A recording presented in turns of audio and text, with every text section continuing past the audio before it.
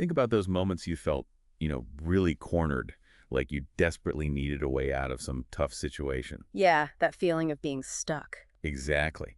And our source today, Thanissaro Bhikkhu's On the Path, it uses this really powerful image. Oh, the fire escape one. That's the one. The Buddha's teachings are like fire escape instructions in a hotel that's already burning. It's striking, isn't it? It really is. It's not some hypothetical threat. It's about that immediate feeling when life feels overwhelming or just unsatisfactory. And here's a guide, like instructions to find safety. Yeah, that analogy really grabs you. It signals right away this isn't just dry philosophy. Right. It's a practical approach to a core human thing. Suffering, stress, that background noise in life. Absolutely. And On the Path is so valuable because it's not just one person's take. No, it's drawn from the earliest records, the Pāli Canon. Exactly.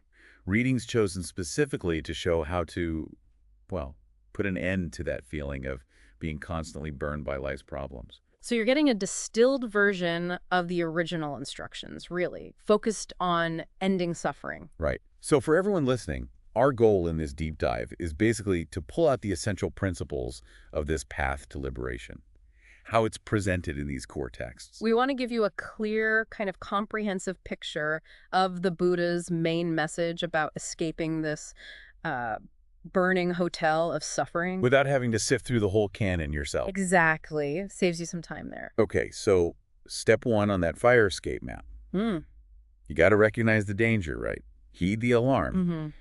In the teachings, this connects to something called savagga.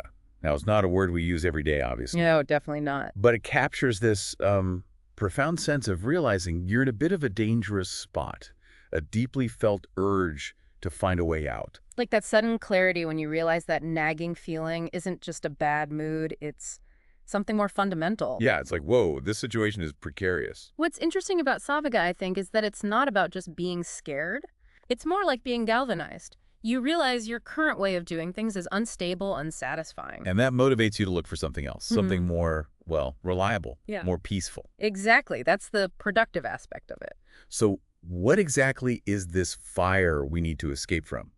The teachings point to suffering, dukkha, being tied up with clinging, upadana. And clinging here isn't just about, your favorite coffee mug or wanting a new car. No, it goes much, much deeper, doesn't it? Oh, absolutely. The text lays out 4 main types. First, clinging to sensual pleasures, nice sights, sounds, tastes, that sort of thing. The obvious stuff. Yeah, the obvious stuff. Then second, clinging to habits and customs. Our routines, the familiar ways we do things, we think they give us security. Comfort zones. Exactly. Third, clinging to views about the world, our big beliefs, ideologies, how we think reality works. Okay. And fourth, maybe the deepest one, clinging to views about oneself, our identity, who we think we are. Wow. So it really cuts to the core. It's not just possessions, it's our habits, our beliefs, even our sense of me. That's the depth it's pointing to. That's the stuff that creates this fragile sense of comfort, but also suffering. Right. How we construct our whole experience, including this I or me we're always talking about. And there's another layer here, isn't there? The text mentions another meaning for upadana, feeding. Yes. And that adds such a crucial dimension. It suggests we keep suffering going by mentally and physically feeding on these fabrications. How so? Well, we constantly reinforce these identities, these desires through our thoughts, our actions. We're feeding the fire, essentially. Ah, okay. So we're actively participating in keeping the cycle going by feeding these patterns. Precisely. Which leads us right into the first noble truth, dukkha, suffering or stress. And again, this isn't just major disasters. It's that low-level hum of dissatisfaction. Yeah, the little annoyances, the yearning for something else, the frustration when things don't go our way. All of it. Birth, aging, sickness, death, sorrow, pain, not getting what you want. It's all in there. And the text summarizes it by pointing to the 5 clinging aggregates. Our form, feelings, perceptions, mental fabrications, consciousness. These are inherently tied to stress when we cling to them. Yeah. And it's important to get that dukkha isn't meant to be just pessimistic. It's more like a diagnosis. A realistic assessment. Exactly. Acknowledging the impermanence and the ultimately unsatisfactory nature of things when we cling. That's the key qualifier. Okay, so dukkha is the diagnosis. What's the cause? That's the second noble truth, right? The origination of stress. That's right. And the culprit identified is pan, craving, wanting. But again, not just one simple kind of wanting. No, the text breaks it down, 3 main types. First, craving for sensual pleasures, wanting more enjoyable experiences, wanting them to last. Makes sense. Second, craving for becoming, the urge to be something, to achieve a certain status, a specific identity, maybe even in the next life. And third, interestingly, craving for non-becoming, the desire to get rid of unpleasant things, unpleasant feelings, even the wish to just cease existing. Wow. So even wanting not to experience something is a form of this problematic craving. It can be, yes. It's subtle, but very powerful. And things get even more nuanced when we look at how the Buddha viewed our sensory experience itself. Yeah, this is really insightful. The idea that our experience through the 6 senses, the usual 5 plus the mind, isn't just passive. It's not like we're just a camera recording things. Exactly. It's described as teleological, meaning it's directed towards an end, an aim, often unconsciously. So it's active, intentional. Yes, driven by intention, which makes even sensory experience a type of intentional action. So when I see, like, a piece of cake, it's not just neutral information hitting my eyes. According to this view, no. Your mind is already leaning towards it, wanting it, or maybe pushing it away if you're on a diet. There's an intention, however subtle, shaping that experience. So even just seeing isn't neutral. It's already colored by desire, by intention. Right.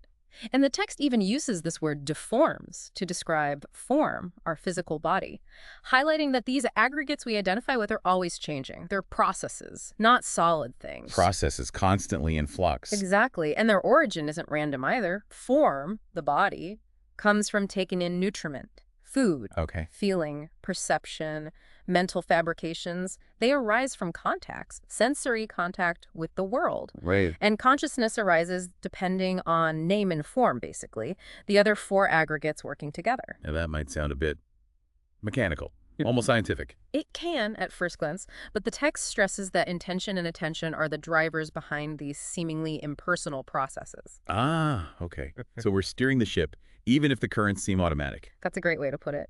Choosing what we consume mentally or physically, where we direct our attention, the intentions behind our actions, these are volitional. They have a purpose, a direction, teleological. So we're actively shaping our experience, not just receiving it passively. Absolutely. That's a critical insight here. Okay, so we've got the problem. Suffering, dukkha, rooted in clinging, upadana, fueled by craving, dansha. Now let's talk about the solution, the famous part, right? The Noble Eightfold Path. Yes, the 4th noble truth. The path leading to the cessation of suffering. Which is the 3rd noble truth, nirodha. Exactly. And nirodha, cessation, is unique. It's described as unfabricated, the only one of the 4 truths that isn't conditioned or constructed. Okay, that raises a question, though, doesn't it? How can a path, which is itself fabricated, I mean, it's a set of practices, disciplines, things we do. Right, it's definitely something we cultivate. How can that lead to something unfabricated, something beyond all making and doing? That's a really pivotal point. The text explains it by saying that the causal principles that underlie fabrication, how things come together, create experience, can be skillfully directed, pushed in a way. Pushed where? To a point where they sort of unwind or collapse. By cultivating the path factors, we're using fabrication skillfully to guide the process towards its own cessation. Okay, like you use a tool to build something, and then maybe use the same principles to dismantle it. Or like baking a cake. So you understand baking, and then you realize you don't need to keep baking that particular cake anymore. The path is a type of action that leads to the end of action. It's like building a raft across a river. Once you're on the other side, you don't carry the raft around. That's a classic analogy for it, yes. You leave the raft behind. And this path is also called the middle way. Avoiding extremes. Exactly. The Buddha talked about his own experience trying 2 extremes before finding this path. One was just diving into sensual indulgence. Filling it up. Pretty much. The other was extreme self-torment, ascetic practices, and he found neither worked. Why not? Well, indulgence just fuels more craving, keeps you stuck, and self-mortification weakens the body and mind, making it impossible to get the concentration needed for insight. It hinders liberation. So the middle way isn't just like being lukewarm or compromising. Not at all. It's a very deliberate, skillful avoidance of those dead ends. And it's not neutral about everything either, especially pleasure. Oh, how so? The path actually uses pleasure, but skillful pleasure, Right, concentration, for instance, is even called a skillful devotion to pleasure. But not sensual pleasure. Right, not the kind tied to fleeting sensory gratification. It uses wholesome, non-sensual pleasures, the joy and ease that come from concentration, for example, as food for the mind. Ah, so it replaces the unskillful chasing of sense pleasures with something more stable and beneficial. Precisely. It weans you off the junk food, you could say, by providing genuinely nourishing food. The text contrasts this with the pleasures from unskillful actions like harming, stealing, lying, harsh speech. Those are avoided. So it's about retraining our whole relationship with pleasure and satisfaction, finding it internally rather than just externally. Exactly, discovering satisfaction in wholesome mental states. Now, these 8 path factors, right view, right resolve, right speech, right action, right livelihood, right effort, right mindfulness, right concentration. They're listed sequentially, but they're deeply interconnected. And right view seems particularly important. It is. Right view, understanding the 4 noble truths, is essential to make the other factors right and noble, meaning they lead towards liberation. But it's not like you just get right view once and you're done. Definitely not. It's not just an intellectual thing you tick off a list. It's dynamic. It starts perhaps with hearing the teachings, thinking about them. An intellectual understanding. Yes, but it only becomes truly right, truly transformative wisdom, Havanamaya Panya, through the actual practice of the other factors, especially concentration and mindfulness. So it's kind of a loop. You need some view to guide the practice, but the practice deepens the view. Exactly. It's a reciprocal process. Practice refines understanding, and refined understanding guides better practice. Okay, let's maybe dig into some of the key principles and practices mentioned in the text. Heedfulness, appamada, comes up as being really fundamental. Yes, absolutely fundamental. It's presented as the bedrock for all skillful actions. Body, speech, mind. The analogy used is the elephant's footprint, right? That's the one. It's so big it contains the footprints of all other animals. Heedfulness is like that. All skillful qualities are rooted in it, contained within it. So what is it exactly? Just being careful. It's more than just carefulness. It's a constant awareness of the potential dangers, the potential for suffering, for causing harm, combined with a real, consistent effort to avoid those things. Like being awake at the wheel, not just drifting. Vigilant about our actions and their results. Perfectly put, vigilance and wakefulness, instead of being on autopilot. Okay, and then right view. We touched on it, but the text makes a distinction, doesn't it, between a mundane level and a transcendent level. It does. The mundane level is about understanding karma action and its consequences and rebirth. Basically, knowing that what you do matters ethically and has results, maybe even beyond this life. A basic moral framework. Yes. The transcendent or noble level, though, is the direct understanding of the 4 noble truths themselves, the framework for liberation. And this difference in view affects the outcome of the practice. Hugely. For example, if you practice concentration with mainly a mundane right view, hoping for a good rebirth, say the results will be mundane, like a pleasant future life. Okay. But if that same concentration practice is guided by the transcendent right view, understanding suffering, its cause, its cessation, the path, then the outcome is transcendent. It leads towards ending suffering altogether. So the intention and understanding behind the practice really determine where it takes you. Absolutely critical. Now, this next one, admirable friendship, Kayamitata. The text says it's the holy life. That sounds huge. It does sound strong, doesn't it? It really underscores how important relationships are on this path. It's not just a solo journey. So why is it so crucial? Why not just individual effort? Well, having good, virtuous friends, mentors, companions, they act like guides and supports. They can help you see your own blind spots, encourage you, offer guidance in things like generosity, discernment. Helping you overcome obstacles like maybe being stingy or getting stuck in certain views. Exactly. They can provide that external perspective and encouragement.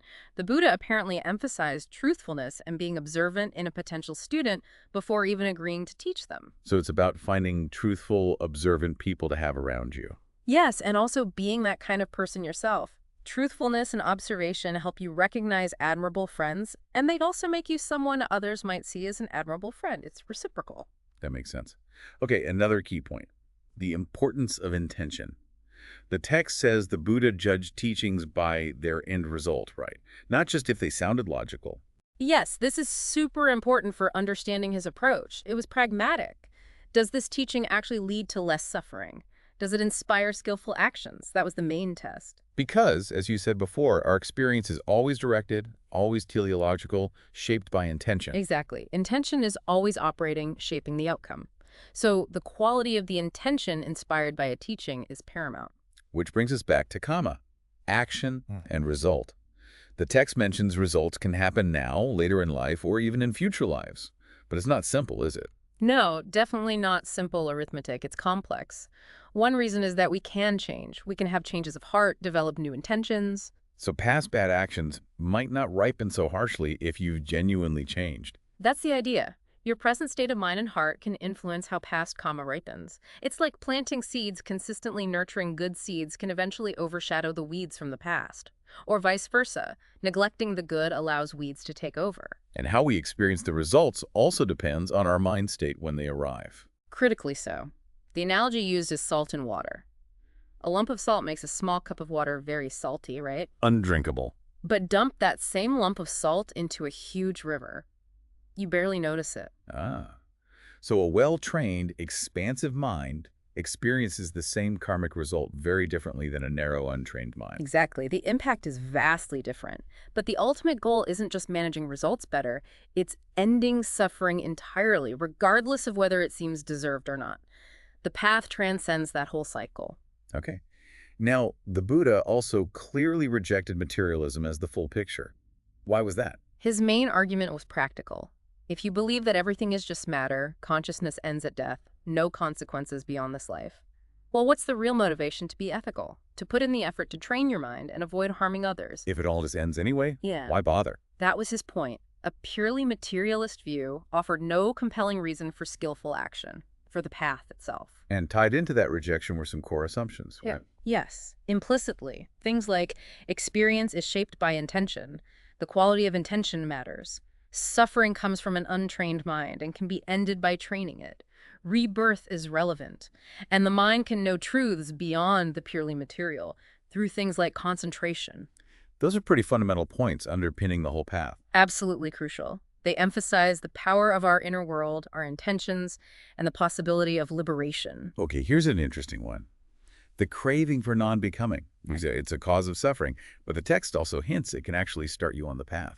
Yes, it's a subtle point. That desire to end suffering, to not be in this state anymore, which is a form of craving for non-becoming, that can be a powerful initial push. But isn't there a danger there if you're still craving, even craving freedom? Absolutely. That's the paradox. That initial motivation is useful, maybe even necessary, but eventually that very desire for freedom, for non-becoming, has to be seen for what it is, another form of clinging and let go of. Like using one thorn to remove another, then discarding both thorns. Exactly that analogy.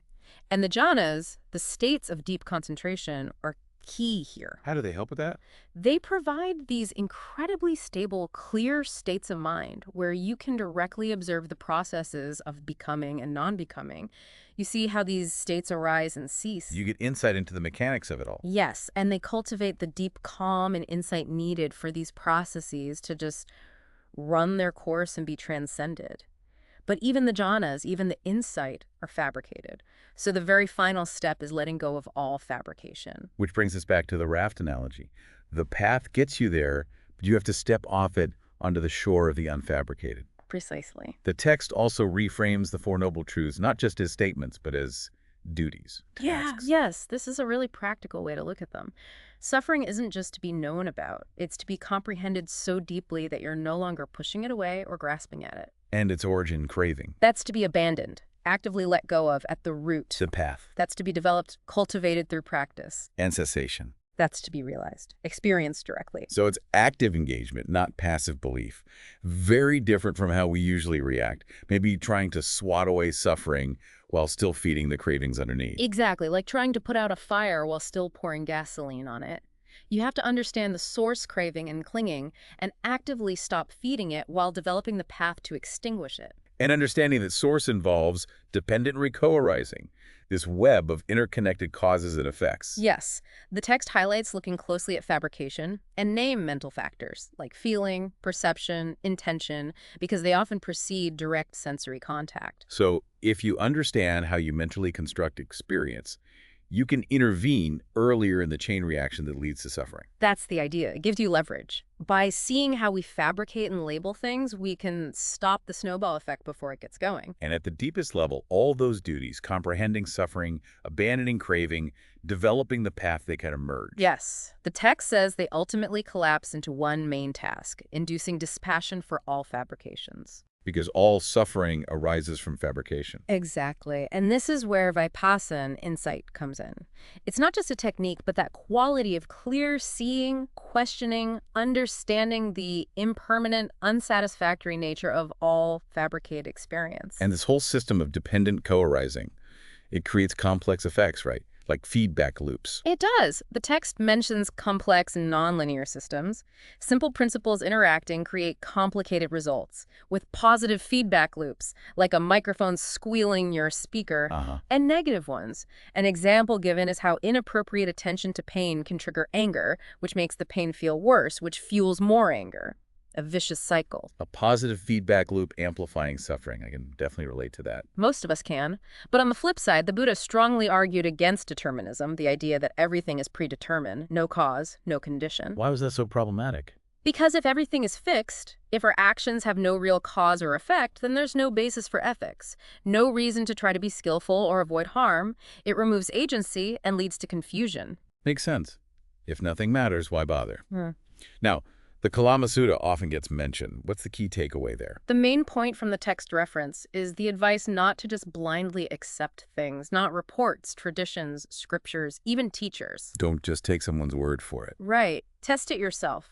See if putting a teaching into practice actually leads to harm and suffering, or if it leads to well-being and peace. Use your own experience as a guide. Personal investigation. Experiential validation. Exactly.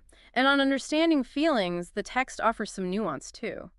Feelings don't only come from past karma. Oh, what else causes them? Things like physical imbalances in the body, the weather, our present actions, our current thoughts and emotions. Lots of factors contribute. It critiques the purely deterministic view that every feeling is just an old karmic result popping up. And there's that distinction in how people experience feelings, especially painful ones. The two arrows. Yes, the two arrows analogy. An untrained person gets hit by the first arrow, physical pain, let's say a headache. Then, almost immediately, they shoot themselves with a second arrow, mental suffering. Worrying, what if it's serious? Frustration, I can't get anything done. Aversion, I hate this feeling. Adding mental anguish on top of the physical sensation. Precisely. The well-instructed disciple, however, feels the first arrow, the physical pain. It's unavoidable. But they don't shoot the second arrow. They experience the physical sensation without layering on all that extra mental distress. That's a huge difference in experience, just feeling the physical part without all the mental drama. A massive difference. Okay, finally, the text mentions the 4 jhanas, these deep meditative states. Can you give us a quick sense of what they are? Sure. They're a progression of increasingly refined states of mental absorption, achieved through concentration. The first jhana has rapture and pleasure born from seclusion, still with some thinking. Okay. In the second, the thinking fades, and there's unified awareness with rapture and pleasure born from concentration itself. Getting calm. Yes. In the third, the excited rapture fades, replaced by a more tranquil pleasure and equanimity with mindfulness. Even calmer. And the fourth jhana goes beyond even pleasure and pain, resulting in pure equanimity and sharp mindfulness, completely undisturbed. Wow. And these states are important because they're powerful platforms for insight. They lead to disenchantment with conditioned things, dispassion, cessation, calm, direct knowledge, awakening, unbinding. They offer a profound alternative to chasing fleeting sensual pleasures. a truly skillful form of pleasure and peace, leading towards liberation. Exactly. So as you reflect on this deep dive into On the Path and these core teachings, maybe consider this. What are the fires, the clingings in your own life that you might be inadvertently feeding? Yeah. What are you mentally feeding that keeps suffering going? And what fire escape, what path towards understanding and letting go might you need to start discovering within your own experience? It's really worth exploring the source material more if this resonates, delving into these insights and seeing how they might apply in your own life. The journey to understanding, to that peace that comes from letting go. Yeah. It's definitely personal. But these ancient teachings offer a pretty incredible guide, don't they? They really do. A remarkably insightful and time-tested map for that transformative journey.